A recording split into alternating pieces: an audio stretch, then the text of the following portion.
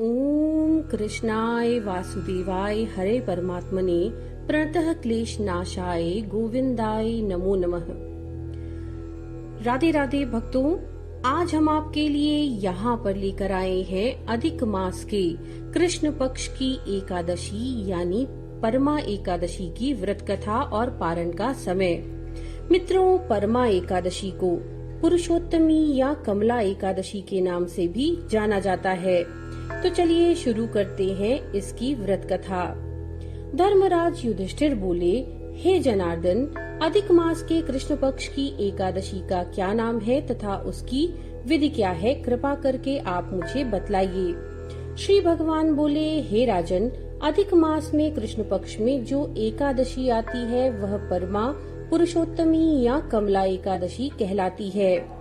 इसकी विधि भी शुक्ल पक्ष की एकादशी की विधि के समान होती है। इससे संबंधित एक पौराणिक कथा मैं तुम्हें सुनाता हूँ, ध्यान पूर्वक सुनो। काम्पिल्य नगरी में सुमेधा नामक एक ब्राह्मण अपनी पत्नी के साथ निवास करता था। ब्राह्मण बहुत धर्मात्मा था तथा उसकी पत्नी पतिव्रता स्त्री थी। ये परिवार बहुत सेवा भावी था। दोनों स्वयं भूखे रह जाते परंतु अतिथियों की सेवा हृदय से करते थे।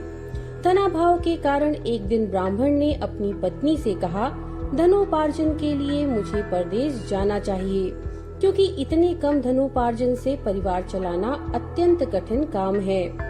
ब्राह्मण की पत्नी ने बोला, मनुष्य जो कुछ पाता है वह अपने भाग्य से ही पाता है।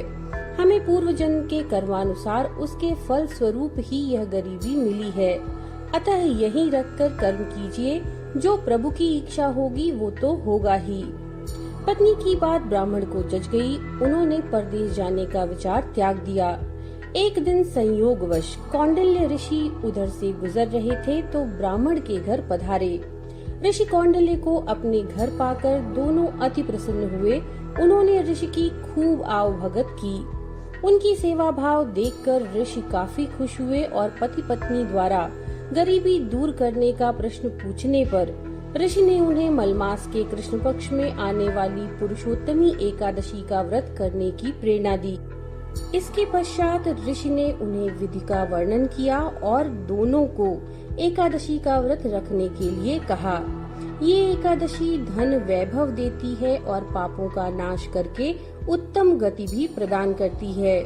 धनाधिपति कुबेर ने भी इस एकादशी के व्रत का पालन किया था, जिससे प्रसन्न होकर भगवान भोलेनाथ ने उन्हें धनाध्यक्ष का पद प्रदान किया था। ऋषि की बात सुनकर दोनों आनंदित हो उठे और समय आने पर सुमेधा और उनकी पत्नी ने विधि पूर्वक इस एकादशी का व्रत रखा, जिससे उनकी गरीबी दूर हो गई और पृथ्वी पर कई वर्षों तक सुख भोगने के पश्चात वे पति पत्नी श्री विष्णु के उत्तम लोक को प्रस्थान कर गए। अतः जो कोई इस व्रत को विधि पूर्वक करेगा, श्री हरि निश्चय ही उसका कल्याण करेंगे। तो मित्रों, ये थी परमा एकादशी की व्रत कथा। अब देखते हैं पारण का समय। मित्रों, परमा एकादशी इस बार मंगलवार के दिन पड़ रही है और एकादशी तिथि प्रारंभ हो जाएगी 12 अक्टूबर को शाम के 4:38 से, जो 13 अक्टूबर को दोपहर के 2:35 तक रहेगी। तो उदया तिथि में 13 अक्टूबर को एकादशी पड़ने के कारण व्रत 13 अक्टूबर को रखा जाएगा। एकादशी के पारण का समय 14 अक्टूबर को सुबह के 6:21 से 8:40 तक का होगा। द्वादशी तिथि समाप्त होगी 14 अक्टूबर को दिन में 11:51 पर। तो पारण के समय का जरूर ध्यान रखिए। हम आशा करते हैं ये जानकारियाँ आपके लिए उपयोगी होंगी। नमो नारायण।